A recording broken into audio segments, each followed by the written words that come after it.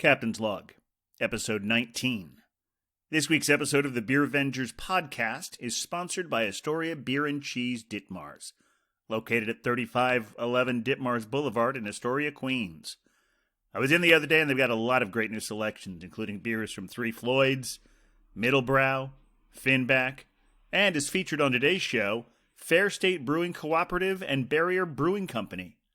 Enjoy their eclectic array of craft beer, artisanal cheeses, and specialty grocery items. Astoria Beer and Cheese Ditmars, home bar to yours truly, Captain Porter Brown Stout.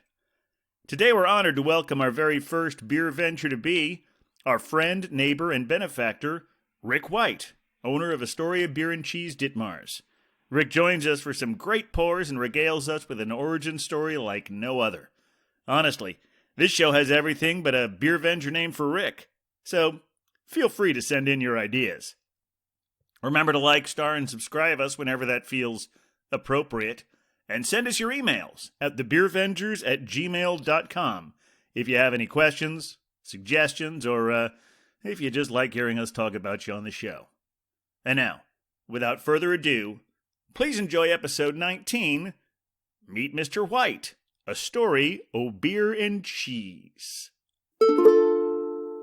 Oh, with a beer Vengers, beer Vengers, beer Vengers. We're the Beer Avengers. Welcome to the Beercast, everyone. Coming to you from an undisclosed location in snowy Astoria, Queens, I am Captain Porter Brown Stout. And coming to you from an undisclosed location in Manhattan Town, home of the Snowy Owl, it is I, the Pale Male Hophead Huck. And coming to you from the County of Kings, where we're just kind of over snow, it is I, the Beer Wonder! And we are The Beer Vengers! That's right. That was a fun one. That's right. We are the Beer Vengers, everyone. So happy to have you back on our podcast. The show that began as a Twitter handle, became a blog, and now is a beloved weekly show listened to by a few people. An American treasure, growing every week, every day. We got a really fun show for you guys coming up. A whole new unique set of pours. I'll be taking another visit to the Captain's Cellar. But before we start the pours, we have a very exciting new thing happening today. We've had a lot of guest beer vengers. Today is our first guest beer venger to be. This show, spoiler alert, by the end of the show, he will be a beer venger because that's part of the whole initiation ritual. Please welcome the owner of Astoria Beer and Cheese Ditmars, Rick White. Yeah. Wow, thank you so much. Our wonderful sponsor, Astoria Beer and Cheese Ditmars at 3511 Ditmars. Oh, and by the way, I know I mentioned on the thing last week on the teaser, I didn't know for sure if they still had any more of the caramel at Goose Island. They do. Well, the one that you had last week. I had it. Yeah, Yeah, they've still got a few of those left. So anyway, so that's what you have to look forward to for the show. Before we do anything, it's not really, the show hasn't begun in earnest until we've all got a beer in our hand. So let's get to the pours. Let's pour it out. I mean, pour it in the glass. Don't pour it out. No, don't pour it out. This is not a solemn occasion. And yeah, so I don't know. There's four of us today. We've all got a good beer. Beer Wonder. Who do you think should start? I'm conflicted. This is uncharted territory for me, but it does feel like it would only be polite if we let our guest go first. That's a good idea. Well, yeah, different kind of guest, but still, he's our guest. I mean, a guest is a guest, right? Okay, Rick, what do you have for us here? Well, I have a really interesting beer from Fair State in Minneapolis. Hey. This is actually a collaboration. I want to get that straight on my screen there, not that. No, that's great. It's a collaboration with Shell's Beer, also in Minneapolis. And it's their take on a Westphalian lager. It's an amber lager. Nice. We haven't been seeing a lot of stuff coming in from Fair State over the last couple of months. They've slowed down a little bit from the pandemic.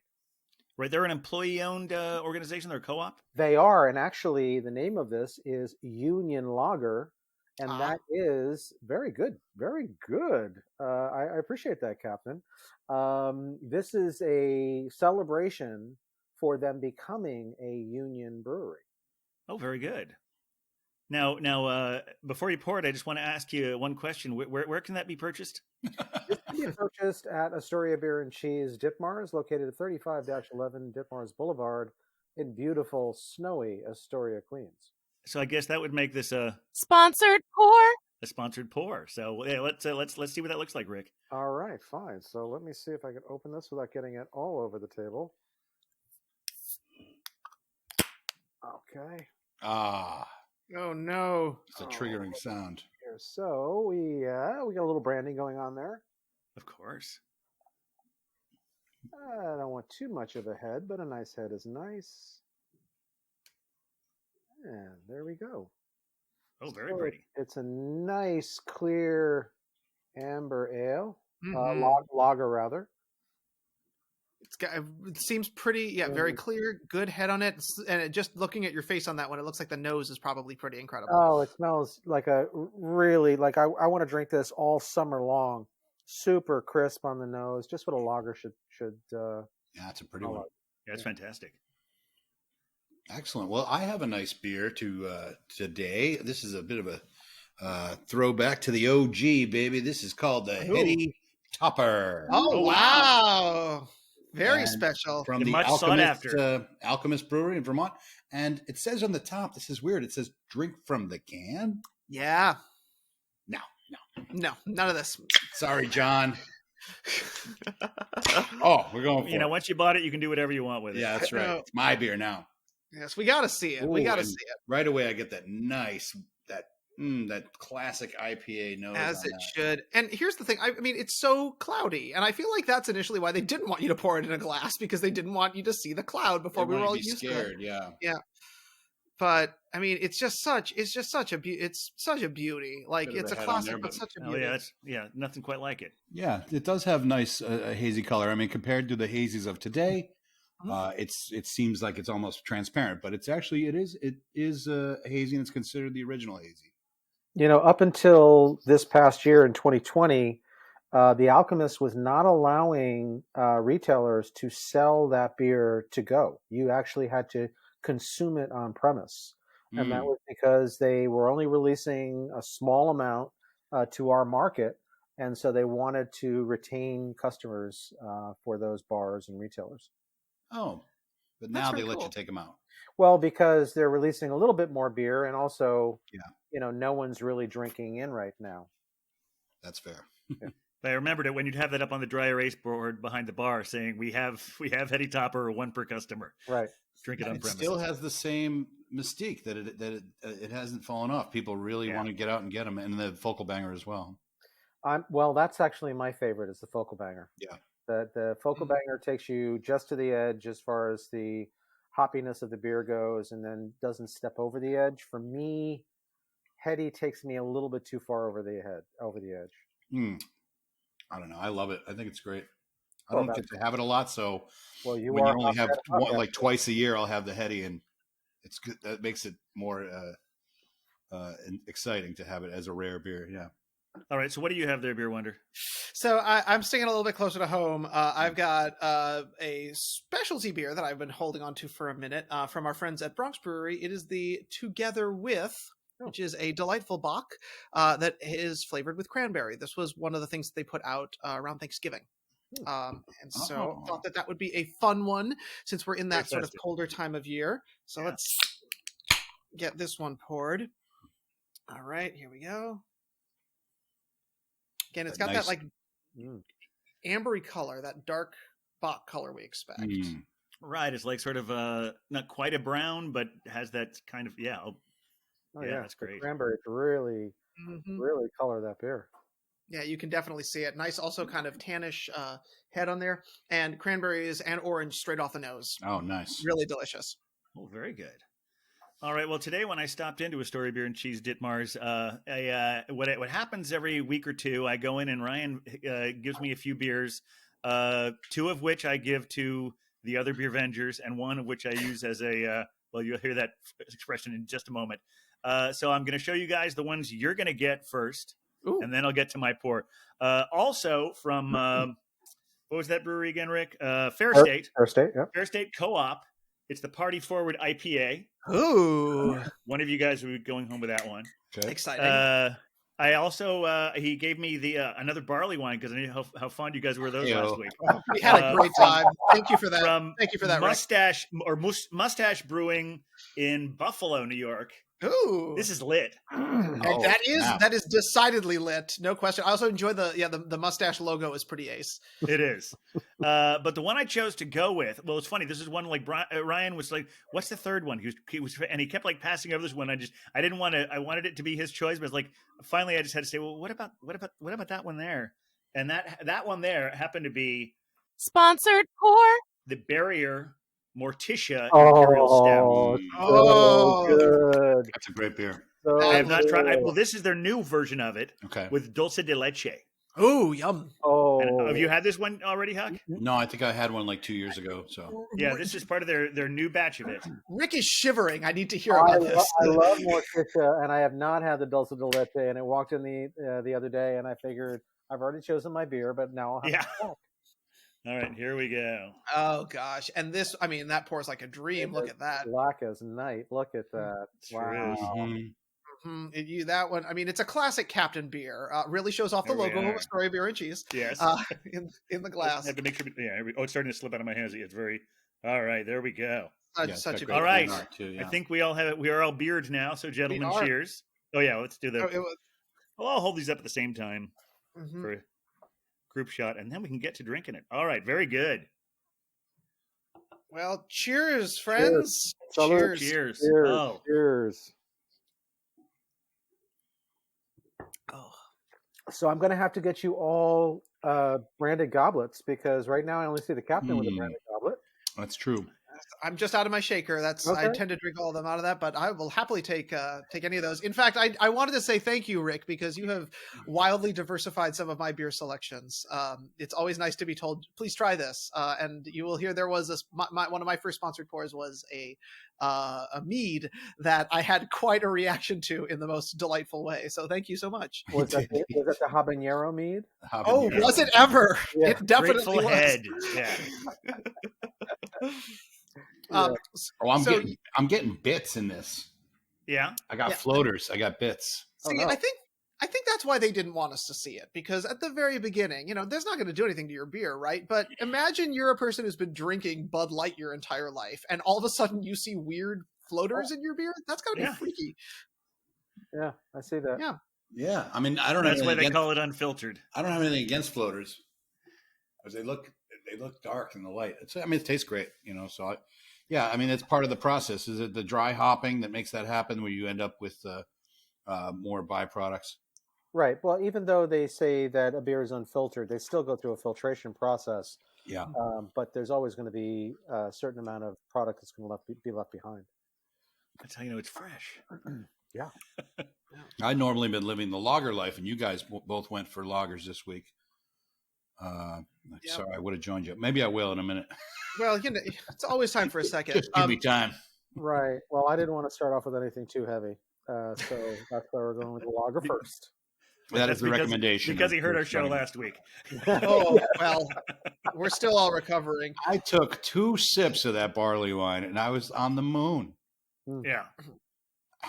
I I mean, know. maybe it was just I was a little vulnerable in the moment or something, but wow. I did This listen is to that. I listened this to one that is show really earlier. nice. It's got that classic imperial stout taste. You might remember from last summer when all those great Black is Beautiful beers were going around. That Mhm. Gun Hill did a dulce de leche version of the Black is Beautiful, and I really liked that one a lot. I would say the dulce de leche in this one is a little more subtle. Okay. It's Mm. definitely present. You taste it; it's there, but it's a little more subdued. And I might even like this one better. Okay. Huh.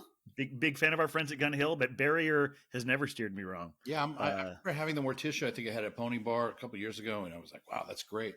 Yeah, I do try to avoid the milk stouts, but a little bit is okay. yeah. That's Not just- always so tolerant of the lactose. No, I'm not. I try to avoid it.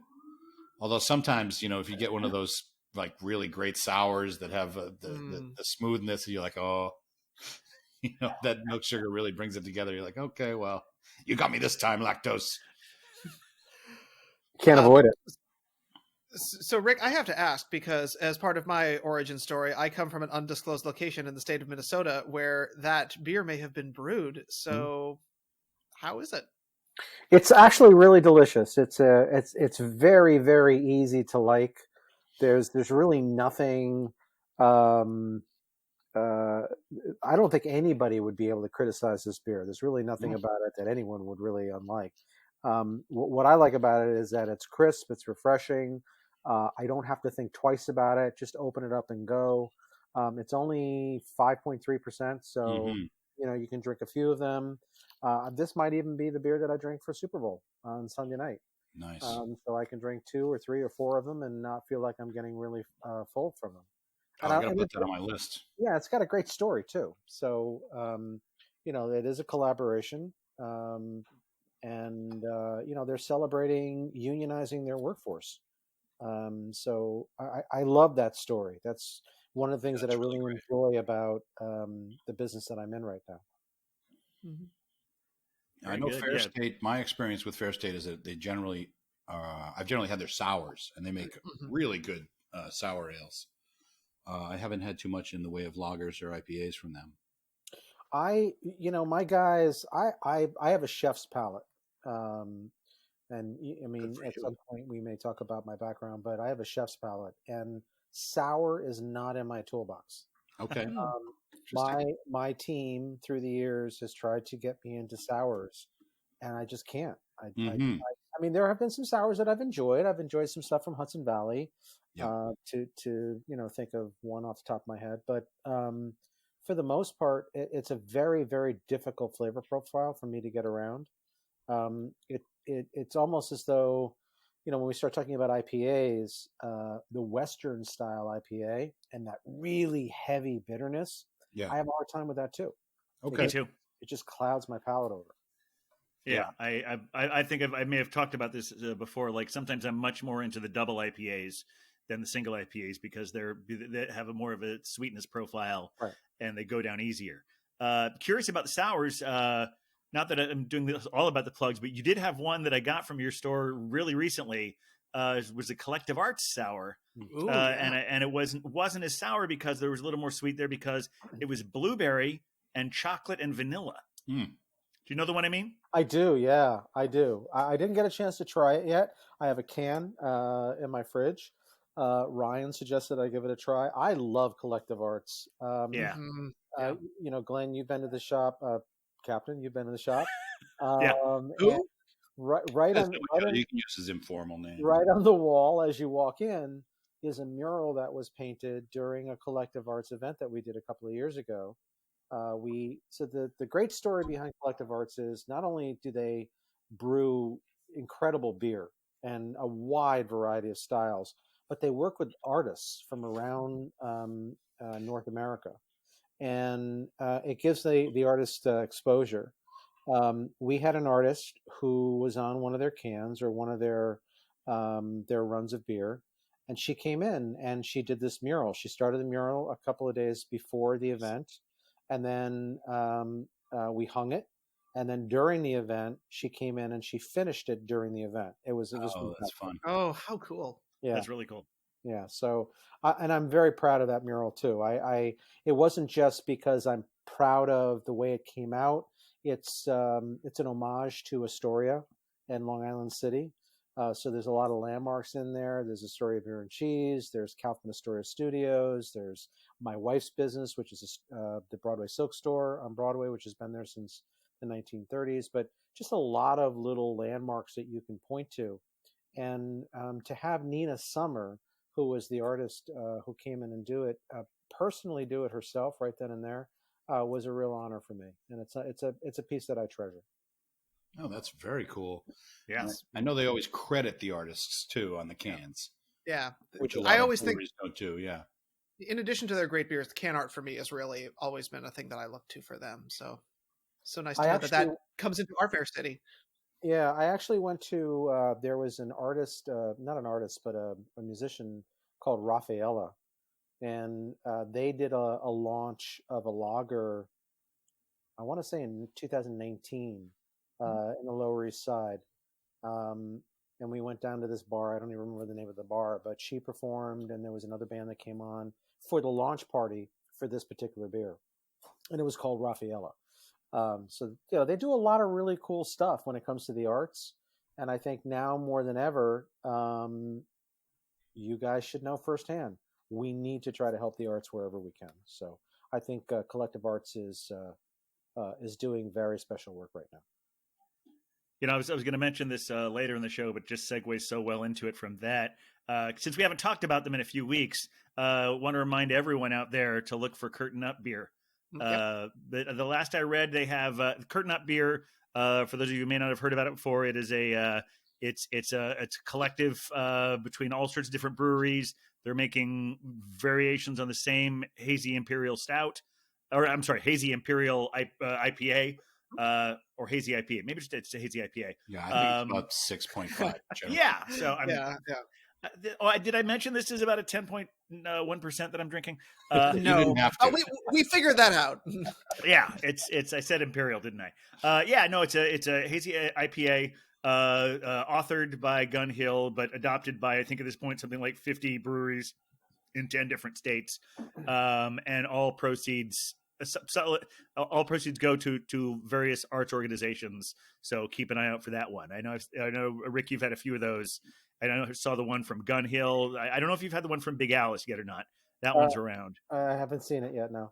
That's in my but I also saw that Flagship has one now. So Wolf and Warrior out of Westchester has made one. Have you seen cans of that one yet?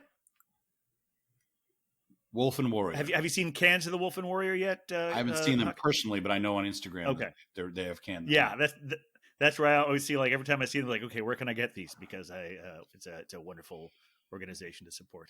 Yeah, they're kind of a smaller one that hasn't really broken through in a big way in the city yet. But I know that they're getting a really good reputation with hazy IPAs. What else? Of course.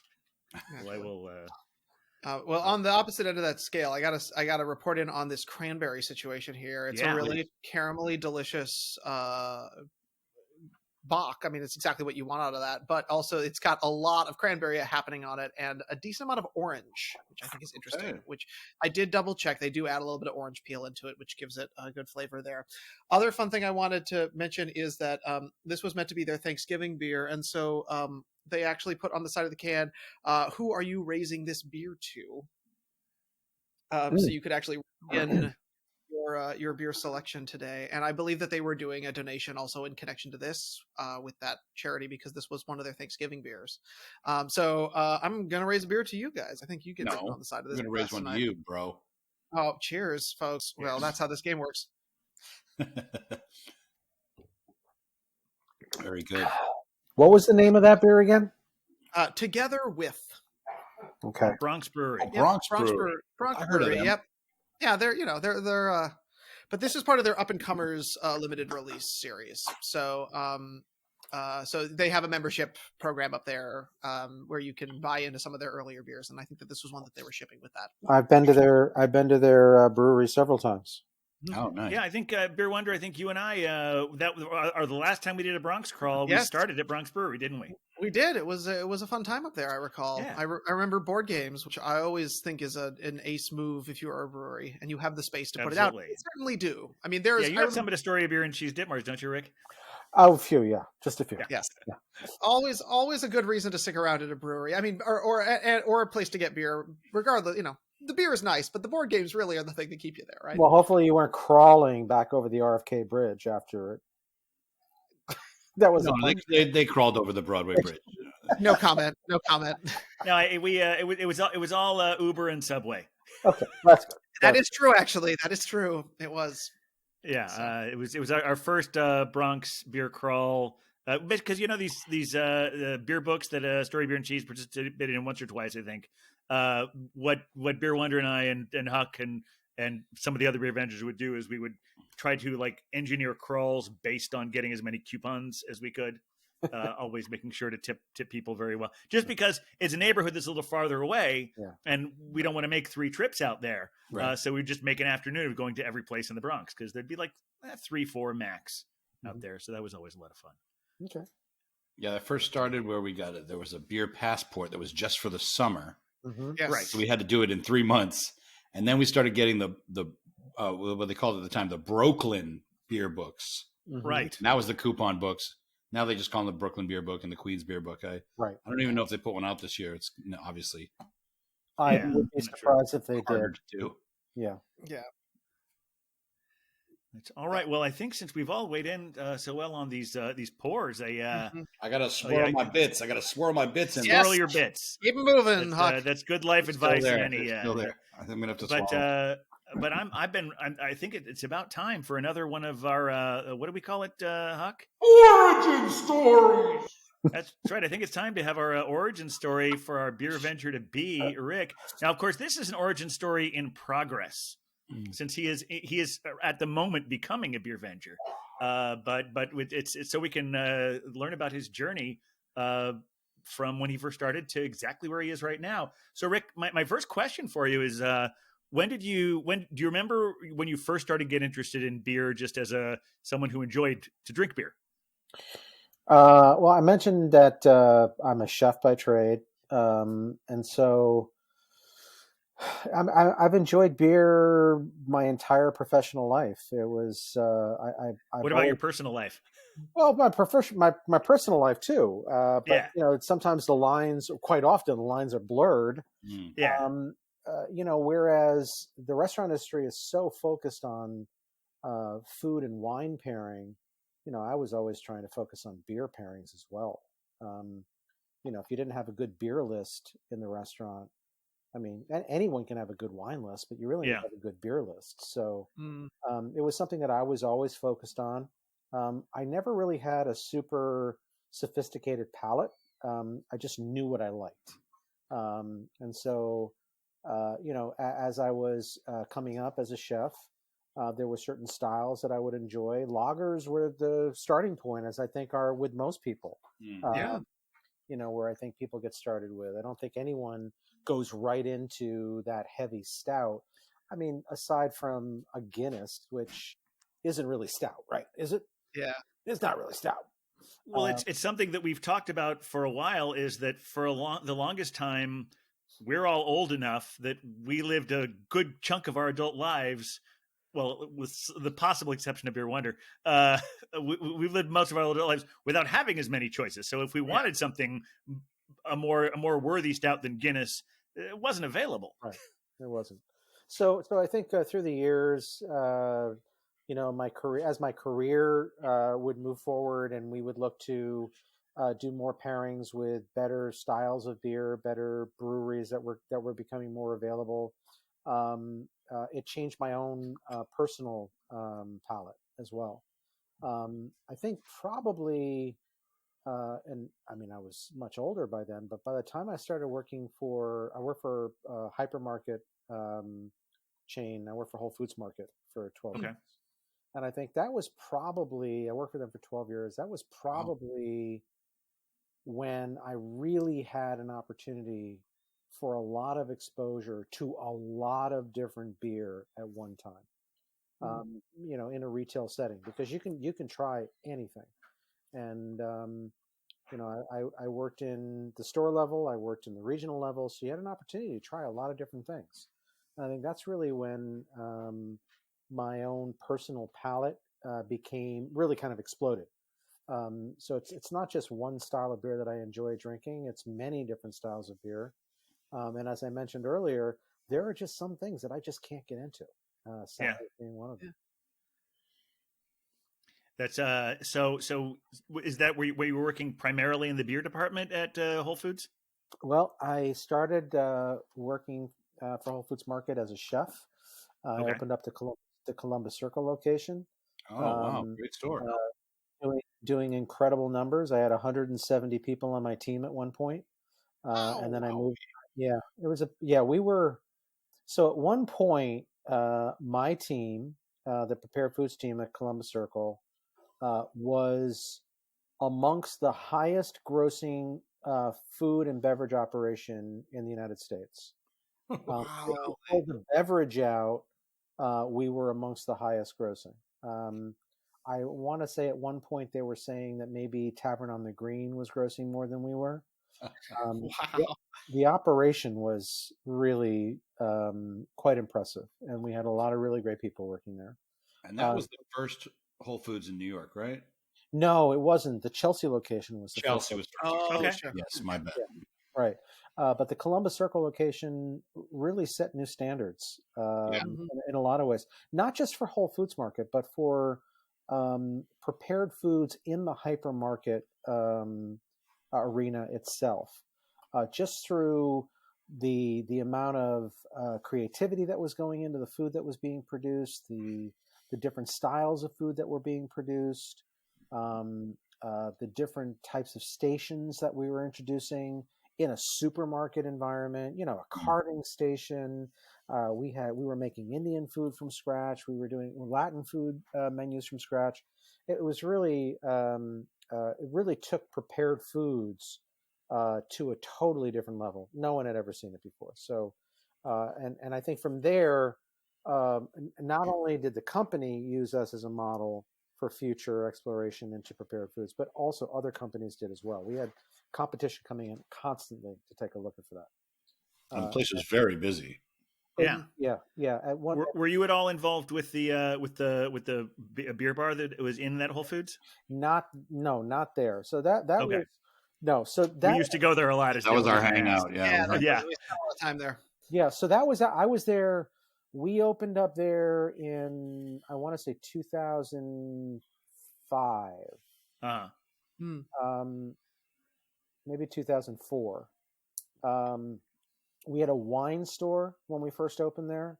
We were not selling beer at the time, surprisingly, wow.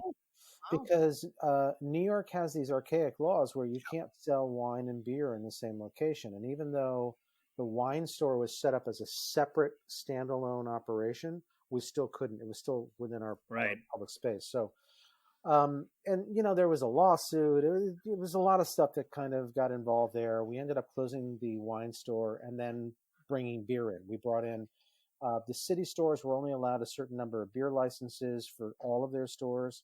We brought one of those beer licenses in and began to sell beer there.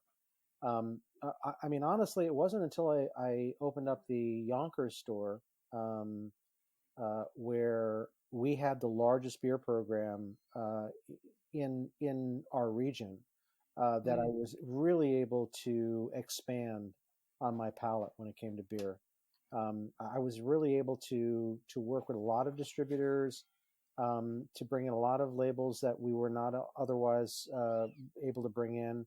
And I was also able to bring in a lot of local breweries because we had a pour program. We had a draft program, Right. which was a lot of fun too, because I wasn't just beholden to bringing a lot of mainstream stuff in. It was all craft beer coming off of our draft lines.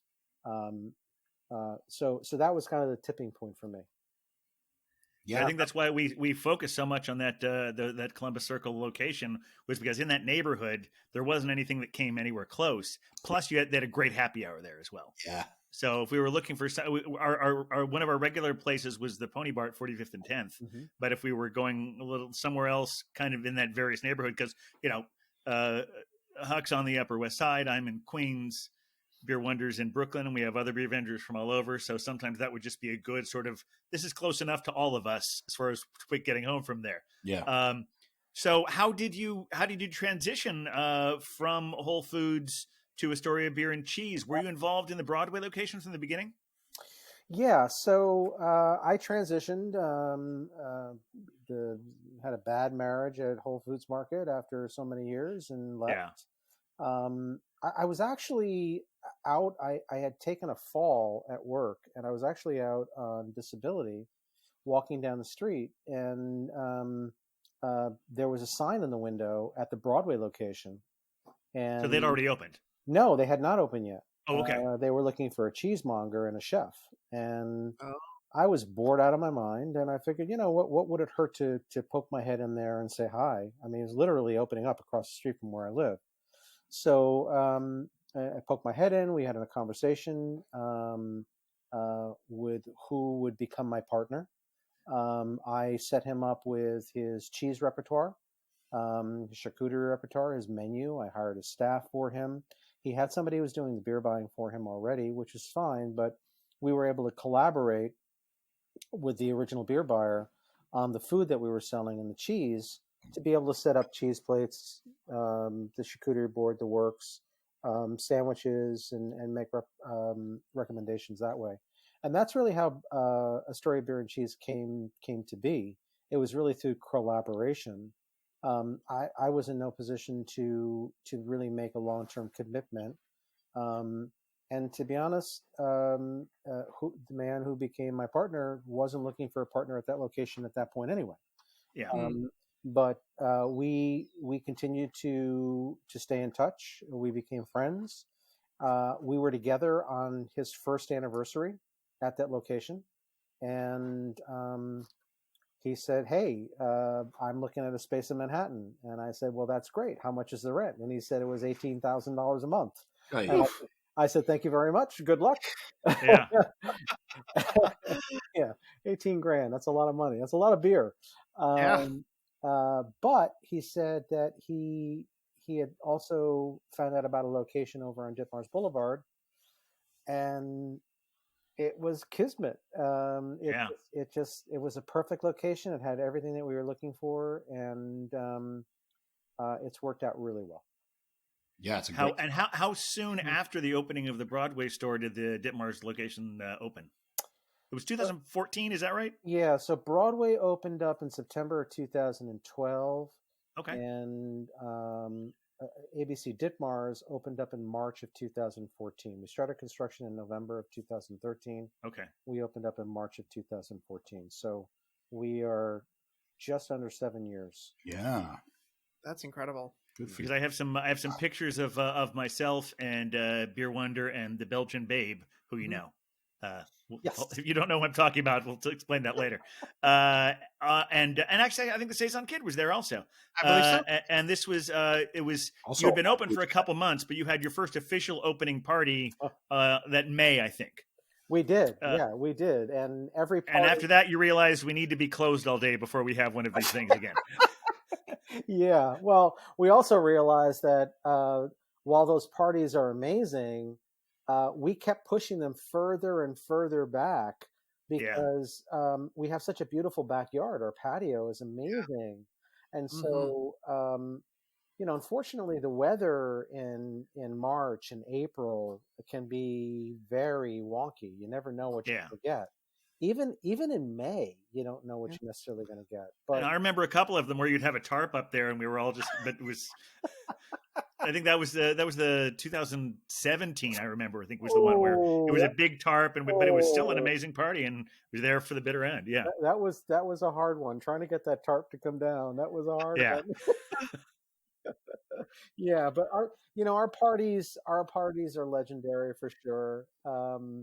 We do everything that we can to showcase not just the beer that we sell. We really want to showcase a lot of local folks. So, we encourage them to take part in it. So a lot of the products that we sell, the beer that we sell, obviously we want to showcase the as many local brewers as we can. That'll be on our draft list for that night. We start very early in the year looking for beer for those parties. We may have actually started the year before, depending on what's coming out. Yeah. Which certainly through the first few years, 3 or 4 years is what we were doing. We were storing stuff in our basement, in our walk-in, to get ready for the holiday party, for the anniversary party. But that's really what we want to do. We want our guests, our customers, to get to know all of these amazing artisans that we work with day in and day out, whether they be a brewer or they make amazing cheese or amazing charcuterie or an amazing hot sauce that we sell, a jam or a jelly. We really want to focus on them so that our guests, our customers, can see them for really how great they are. And that's what we've tried to do in the past. Unfortunately, we didn't have a party last year. Yeah, you And, have it at a sale. Well, yeah, I showed up for yeah. It was. I remember you had because it was right around the time of that, and I want to get into that a little bit. But before we get that, I'm just curious to know how much your involvement has been in the expansion. Because once we moved out of Astoria, it became Milk and Hops. So now it's a name that you can put in any neighborhood. I know you were at the minimum. I know you were like managing the Chelsea store at some point or another. How involved were you in all that expansion? right. So my partner had an idea for a concept called Milk and Hops. He opened up the original location in Manhattan down on Astor Place. It was a tiny, tiny store. It's a nice store, though. I was there a few Yeah, times. it's right on Broadway, right? yeah, it's Yeah. delightful. Tiny store, but he really wanted to expand and wanted to know if I was ready to get involved, and I was, but I wanted a partnership in it, and we came to an agreement. And so I went into Milk and Hops in Manhattan during the construction of the Chelsea store as the managing partner. And Okay. I was the managing partner for both the Astor Place location and the Chelsea location. We opened up the Chelsea location in January of 2016, and it was a big hit right from the start. Yeah. Definitely a little bit more stylized than any of the other stores. More stylized, and it was different too because whereas ABC, Astoria Beer and Cheese, is really kind of a retail shop. It's a cheese shop. It's a beer shop. Milk and Hops wasn't quite so much. It was really more bar centric than ABC was, and Yeah. that's really the vision for what Milk and Hops became. And certainly, even though those of you that remember the Astor Place location having that retail vibe, Chelsea didn't. Chelsea was really all about the bar. It was all about the beer, all about the food. Mm-hmm. I remember the first time I went into the Astor Place location thinking it's smaller, but it has almost the same shape and the same vibe that the other stores had. But yeah, Chelsea did seem like a different animal from the beginning. Still great beers. But yeah. Yeah, and More and again, it was definitely had a more sophisticated vibe than the Astor Place location did. And I wanted that. I mean, you got to remember you're in New York City, so every neighborhood is going to be a little bit different. Oh yeah, sure. So whereas the Astor Place vibe, can be kind of hipster, because you've got that NYU area over there, you've got Facebook, you've got Google. I mean, there's all kinds of stuff going on over there. Chelsea's much more sophisticated than Astor Place is. So if you take a look at the way that the bars were set up, or the tables and chairs that we purchased, they're much slicker, I think, overall, which is what we achieved. Yeah.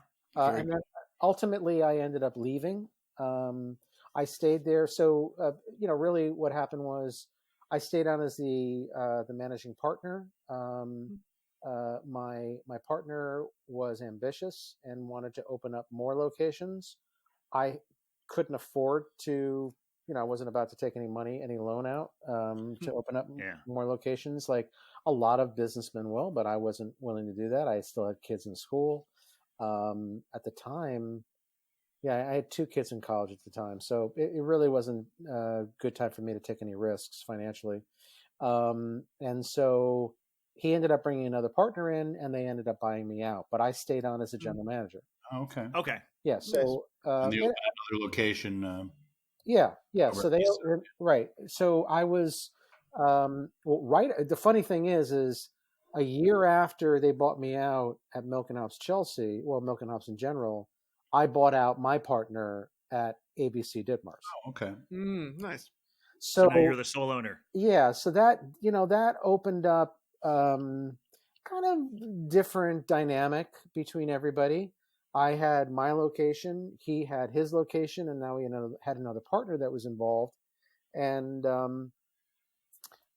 as partners do, you have different opinions and points of view on things.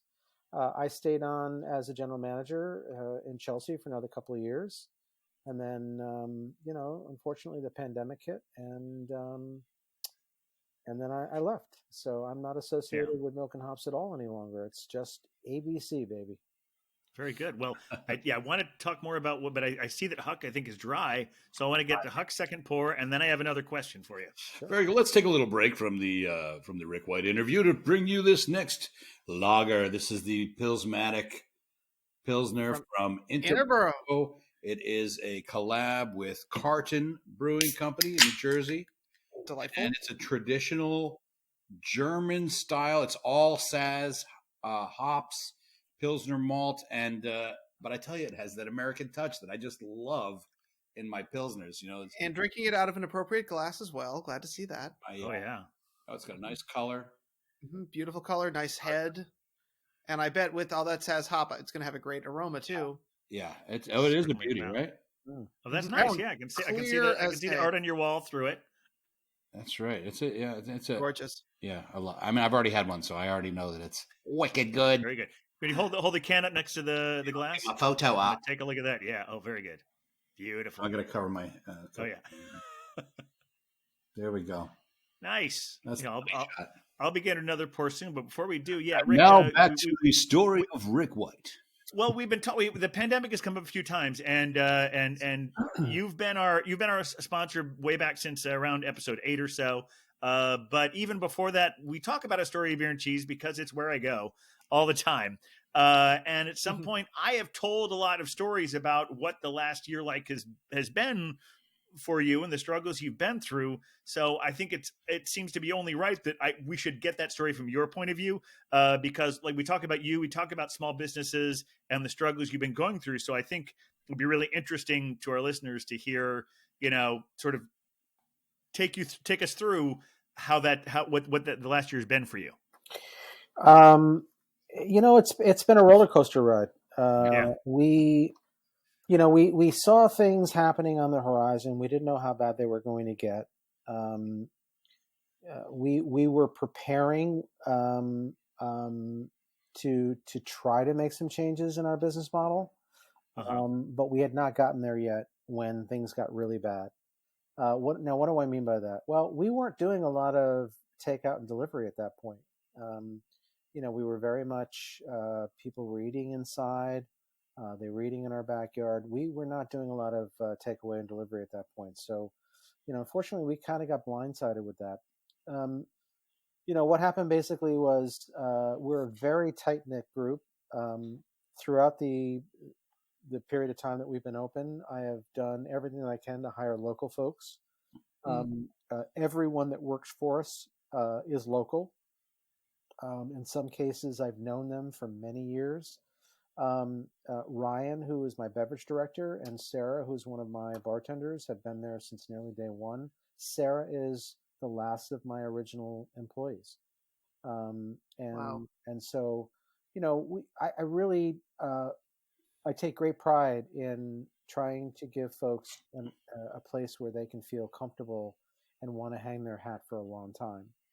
Our customers are also part of our family. I think the captain is a perfect example of that. You're in multiple times a week, and we are very much pretty often, huh? I am, yeah. A lot. Yeah. I'm sorry. I am an official regular. I blew your cover. I'm sorry. No. I say at the beginning of every show that it is my home bar. He does. Well, the thing is that there aren't that many businesses out there where you can say, well, I know them. I know their family. I know their family history. I know their kids. One of the greatest joys that I've had since I've opened up ABC is I have literally watched couples going on their first dates, getting engaged, getting married, having kids, and moving out of the neighborhood. I'm an older guy. I mean, believe it or not, I had a beard that was as long as Glenn, the captain's was. I saw it sticking out of your mask the last few times I saw you, and then I always mentioned the last time. Oh, I guess you trimmed it off. But I've taken such joy out of watching that happen. I mean, it's sad to watch people move away, but that's part of life. So when I say that, I'm being very sincere. And we had a very, very sad, unfortunate thing happen where We had a couple that we were very, very close with. Everyone was very close with. They were very good friends of ours. They both ended up getting sick. Um, one of them ended up passing away. It Wow. was an I was a few days before you stopped doing indoor stuff. I was sitting a few seats down from them. It was incredibly emotional, and one of the saddest days that I've ever gone through at ABC. And we immediately had a conversation, the team and I, and with everything that was going on with families, both here in New York and outside, everyone's concerned about what's going on. I didn't see any point in adding any more pressure to what they were already dealing with. So I just made the decision to close. Didn't know it was going to happen. Initially, to be honest with you, I thought we'd close for a week, maybe 2 weeks, give everybody a pause. And then, of course, right after that, we ended up going through what we ended up going through, where the governor shut us down entirely. But as we began to go through the closure, it was very clear how bad things were getting. And so, we were in a position where the team was not feeling confident in coming to work. I needed them to feel good about what they were doing. I needed them to feel that they could go through their day without being so fearful about having these interactions. And when we knew nothing at that point. So a couple of weeks turned into a month turned into 2 months. We ended up, during that period of time that we were closed, there was a lot going on in the background. So that's when we started to really take a look at expanding our delivery and takeout operations to prepare us for reopening.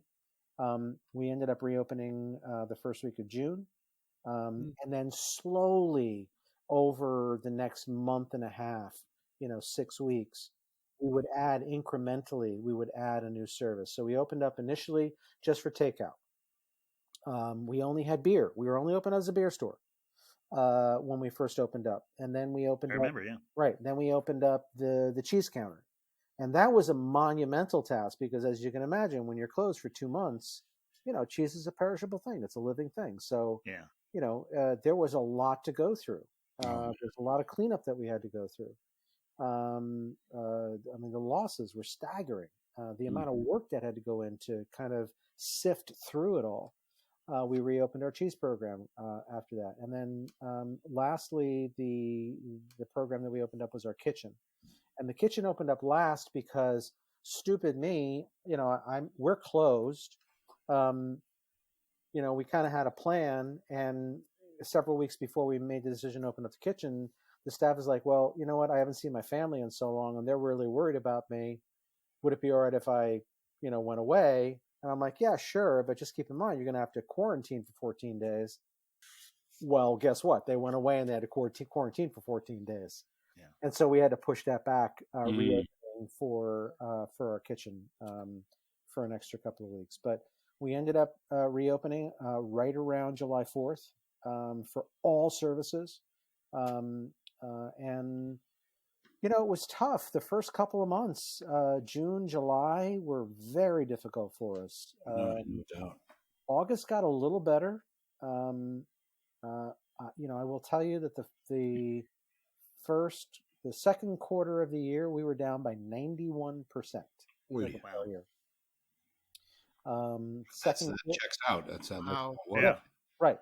91% revenue down over prior year. Quarter three, we were down by 34%, so it got a little better. Yeah. I will tell you, by the time we got into September and October were really good for us. Everyone came out, and it was like we had this outpouring of love. Everyone wanted to come. They wanted to support us. The team was doing really well. They felt that love and that outpouring of support. And so, those months were really good. The holiday season was really good for us. But of course, we're in the slow season for us now anyway, whether there's a pandemic or not. January, February, and March are our 3 slowest months to begin with. Okay. But one thing that I did want to say for anybody that might be listening to this podcast right now, During the 2 months that we were closed in April and May, I started a GoFundMe campaign for the staff. ABC did not take in a dime. The GoFundMe campaign was strictly for the team, and every single dollar went to the team. And from the bottom of my heart, I want to thank everybody who donated to the team.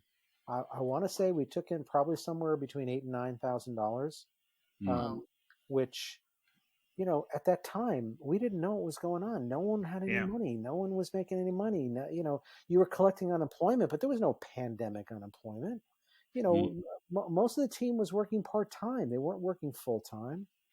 So the GoFundMe money, the donations, the outpouring of love, that's why I feel such a deep connection to our community, because, I will always be grateful to them, to our community, for helping my team, my staff, my family, my work family.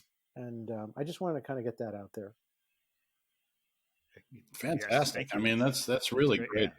I went through similar things. I worked for Arts and Crafts Beer Parlor in the city, and they went through the similar thing where they just opened up, and we're hoping to open up again in March. They're currently closed, and you survived this particular winter close down where a lot of bars are closed right now. A lot of beer bars that I know about, but y'all are still doing takeout and delivery right now.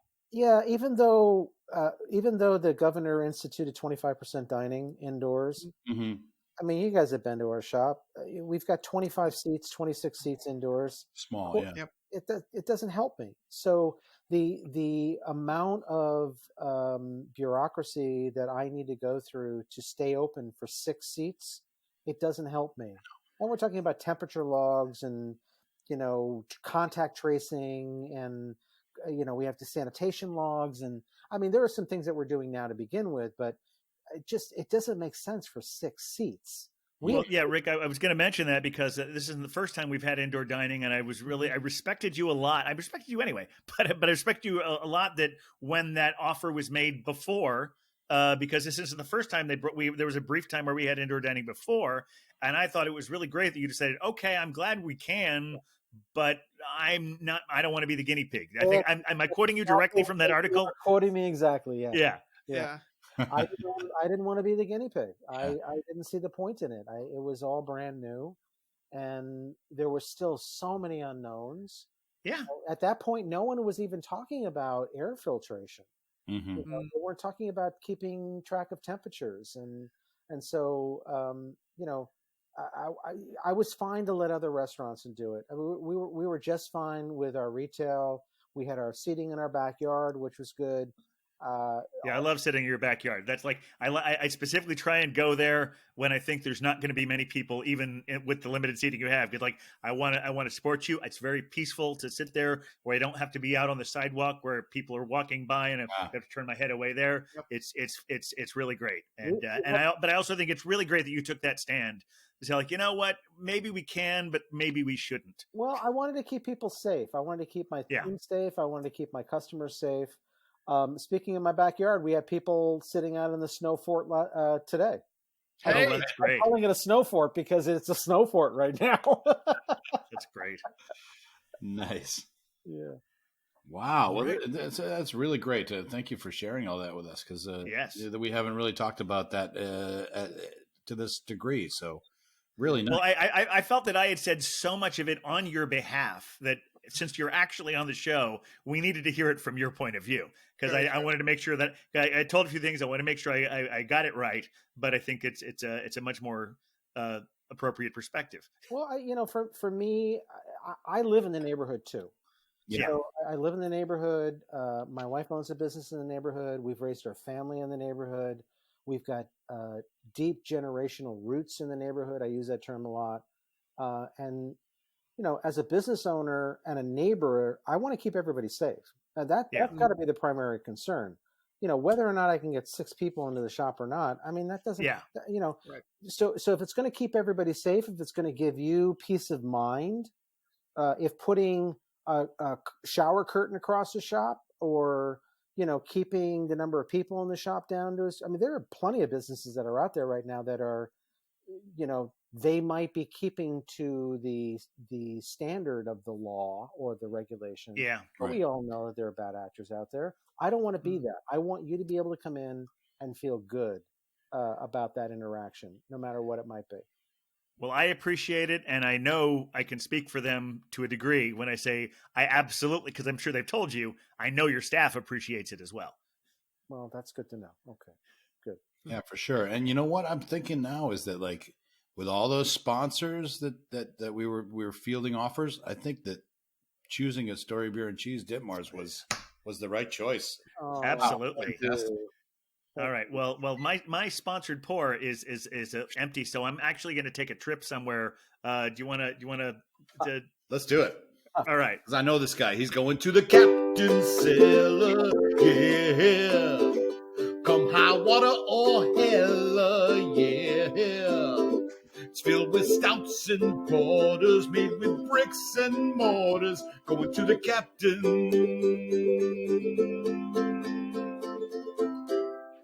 Cellar. It's always different, folks. It is always different, but that's what makes it fantastic. So, Captain, So I got a bottle. That was a long journey, but what have you got? Well, I got a bottle from the cellar, and then I suddenly realized, where did I leave my bottle opener? I'm sure I preset that. Lighter. So my favorite part of that song is the fact that you mentioned bricks and mortars, since so many of my my cellared pours come from a online organization. Since I don't actually buy it in a brick and mortar store. Oh, I know, and your cellar is actually, But it's a great rhyme. a mini fridge. Yes. But this is I heard another one that I'm like, oh, but cellars are made with bricks and mud. that's true. That's true. That's more literal. I hadn't thought about that. So it's a good song. This is another one from a Tavor purchase from March of 2020. It's of a vintage of 2019. It's a brewery that might be a first for us. It's called River North. Oh, I don't know that. From Denver, Colorado. And one of the things I can't find much about them on their website or any press, but when I bought it, one of the things that sold me was apparently in 2017. So it doesn't quite apply to this batch, but in 2017, an online magazine called Paste. Yeah, I've heard of Paste. Oh, okay. Well, they did a blind taste test of 102 non-barrel aged imperial stouts. Okay. Now, among the top 10 were beers from Three Floyds, from Westbrook, from Perennial, such as remember the Abraxas that we had on New Year's Eve. The general. But the one I have in my right over here, just outside of your view right now, came in first. It is the Mr. Sandman, not just another imperial stout. Not just imperial. No, nice. And that's a 500 milliliter bottle. Yeah. It's a 500 milliliter. No, it's not. It's a 375. Excuse me. Pardon me. And so as it's vintage 2019, they only made 150 cases of these. Oh, okay. Sure. And it's a non-barrel aged. It is a non-barrel aged imperial stout, and of the 102, it came in first. And what's the ABV on that? It is. It's hot. Well, now that I've opened it, I can't check until I poured it. Okay. I'm going to say 9. We should take bets on this one. Yeah. 9.7. Oh yeah, let's take bets. So what do you say there? I said So I think 9.7. Hawk said at 9.7. I'm going to say 10.2. Okay. That's All right. Well, after I pour it, I will get you the Rick, exact answer there. you got Yeah, Rick. I'm going to go, let's shoot that 9.7, 10.2. Let's do 10. Straight 10. 10 even. 10 All even. right. Well, honestly, with the like intense void of blackness that I'm seeing here, this is really. going to be a big one. Yeah, there we go. Mr. Sandman, bring me a stout. Okay. I'm actually. Make it. I know. I think you're all a little low. Oh. So I'm gonna. Wow. It is 11.9. Oh, doctor. Wow. Dr. Captain. So here we are. Bless it so Bless hard. it. Bless it. How was it? Oh, it's really great. But it is. It's just like I can see why it did so well, because I love those Westbrook ones.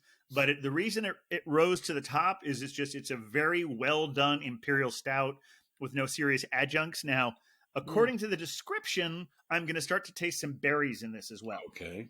It says there's supposed to be like some raspberry and cherry and dark bittersweet chocolate. I definitely taste the dark bittersweet chocolate. All right. I'll That's let you know if maybe the like berry. Belgian style stout might have that fruity vibe. Okay, now I'm getting a little bit of fruit, but it's like chocolate is the bittersweet chocolate is the dominant flavor. Okay. And I would hope that would be. Yeah, it Oh, should be. Yeah, okay. Yeah. I'm tasting a little of the I think got a little raspberry, a little cherry. They're melding together, but very, very good. So I know we've gotten serious, which is great, and I'm really glad to have heard Yes. the story of the play. I have goofy questions. Okay. I got a couple of ridiculous ones too. So Okay, well, you want to start? no, please. I was Huck, going to say, Rick, you're ready to go. the hazy IPA craze. Does it drive you crazy, or are you more on board with it? Like, it's so crazy, people don't want other beers; they just want the hazy IPAs. Where are you at with that? You know what? I liken it to the West Coast IPA craze of about 10 years ago, Yeah, exactly. where you had hopheads coming out of the woodwork. No, I'm kind of on board with it.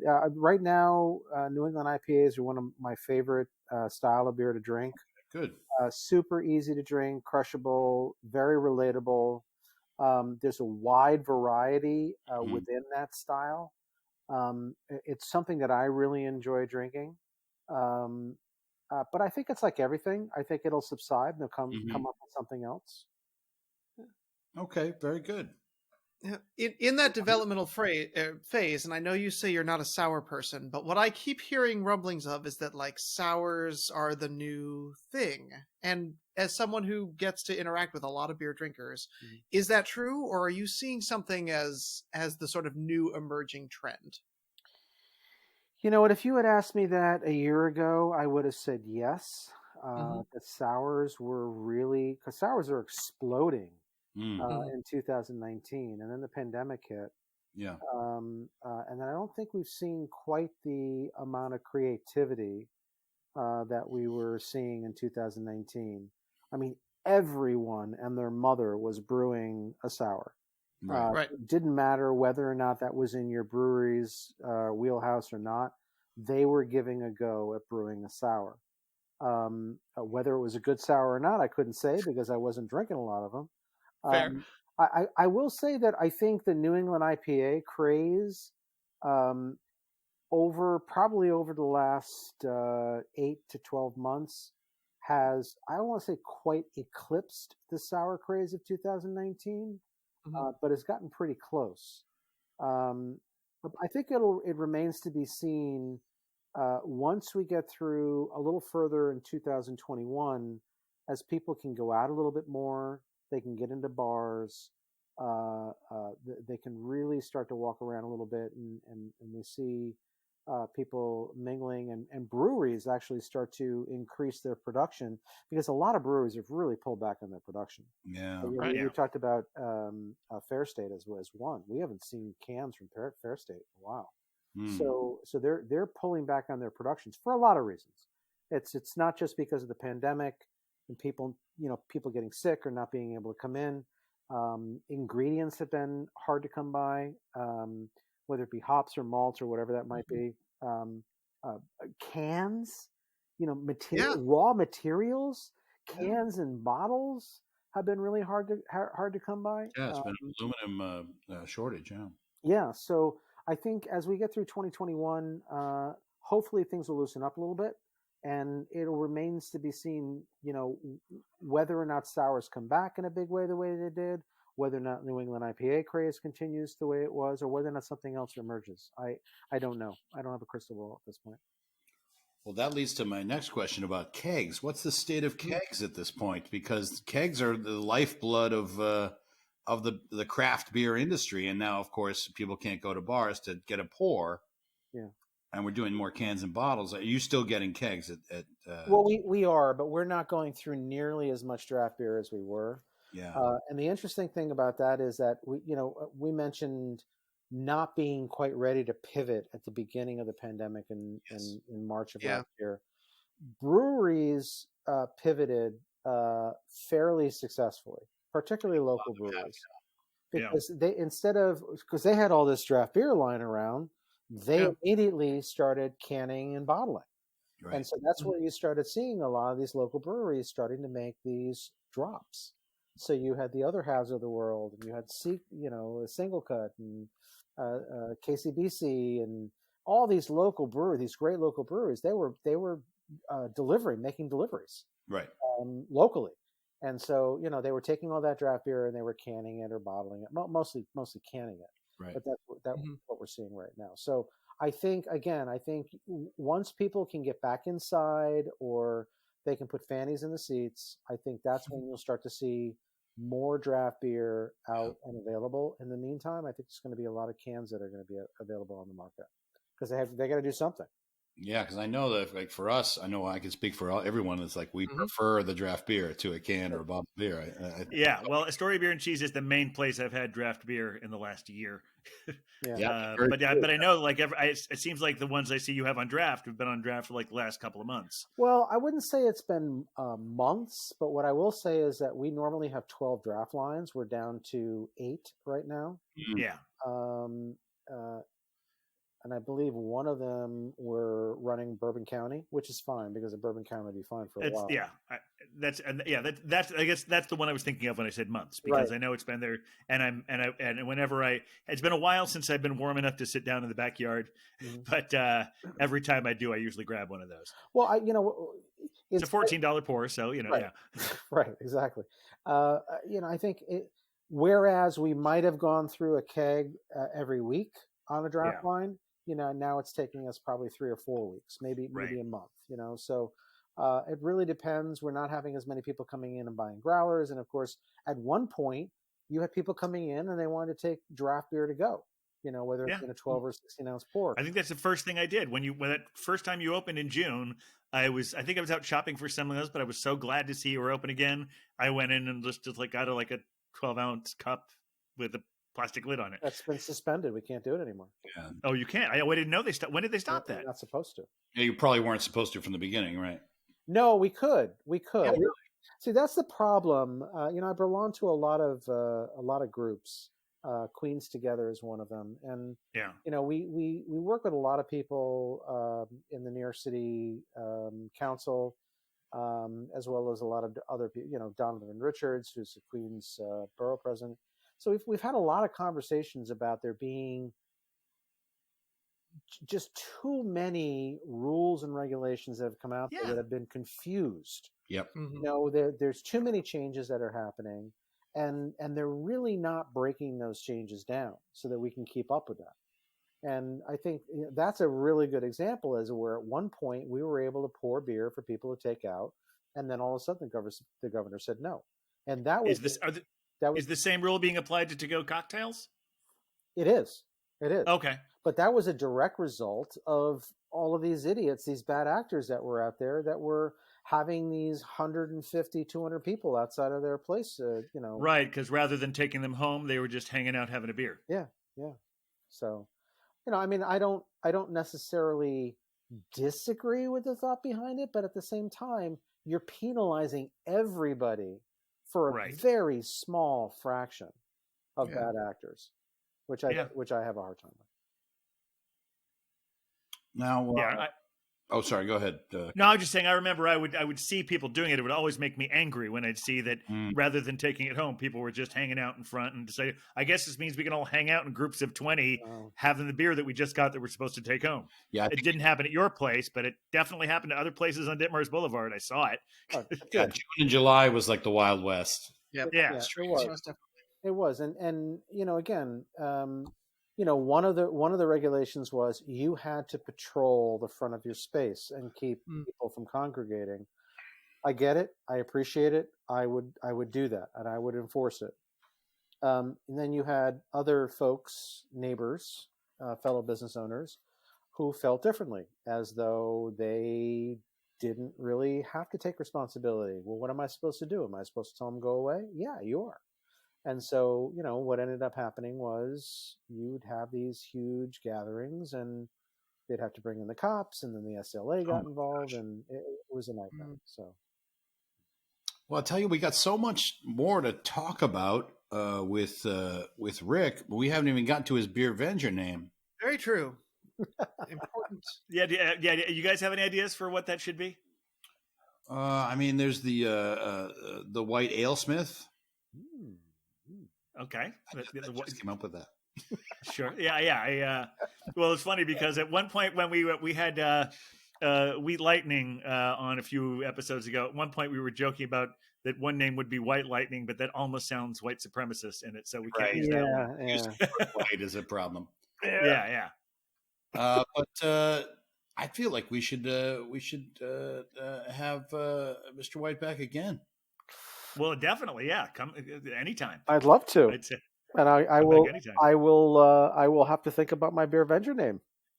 It's Yes, very important. I thought we'd all be much more creative as far as coming up with something, but Well, I tell we're you, not as good as this because this is Rick. Here's what happens: is like this happens on our Beer Venger when we would actually be hanging out. We'd be talking about the Beer Vengers and say like, "Oh, what would your name be?" And we just spitball about it and have it. But I think those skills have become a little rusty. well, not only that, but we've been getting this great story about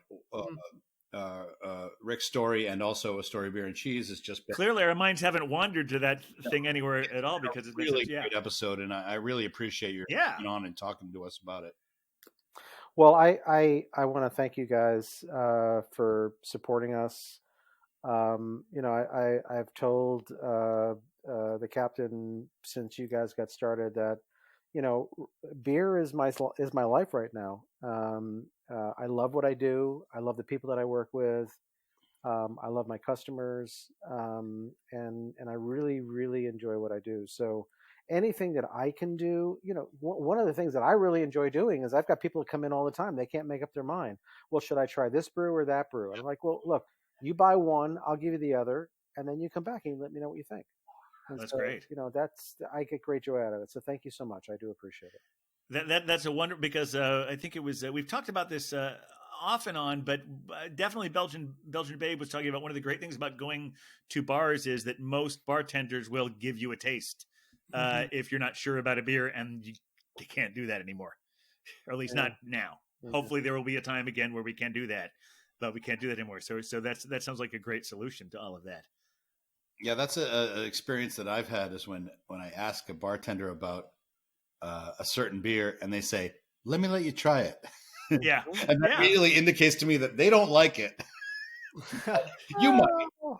Well, Sometimes it's that. Sometimes it's their first day and they don't know yet. Too. Yeah. They're trying to learn. Yeah. Yeah. Well, it's like the cheese. I want people to taste it, and it may not be my favorite. It's the same thing with beer. So I love to get people to try new things. So whether it be cheese or the charcuterie that we sell, with the beer, somebody will come in and they'll say, "Well, how was that sour?" And my answer is, you know what?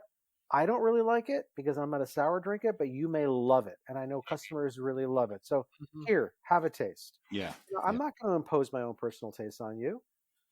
One of the things I miss the most are your beer and cheese tastings. Those were always so great. Every time you would have, you used to have all these, just like I think every week for a while you were having them, where you would have a brewery would come in and they'd just sponsor a beer and cheese tasting, and they'd have 4 of their beers, and then you'd have Ryan or someone on your staff come up with pairings, and you'd have like 4 beers that you could all have a taste of each one, and a cheese that goes with each one of those. It was great. Well, you know what I was thinking when the weather gets a little nicer and we can have people in the backyard.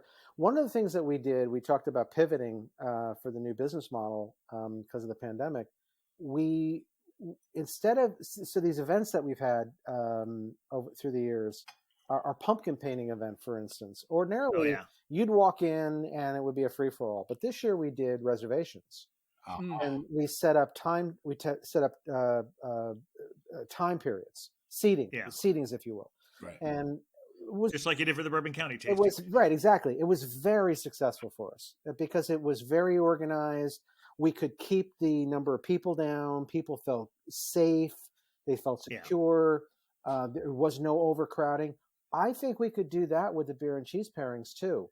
Come up with some really good beer and cheese pairings, make it an event, Do it with some seatings. This way we're not overcrowding one because, I mean, let's face it, we're not going to be out of this for a while. So we need to try to find other ways to get back to our normal.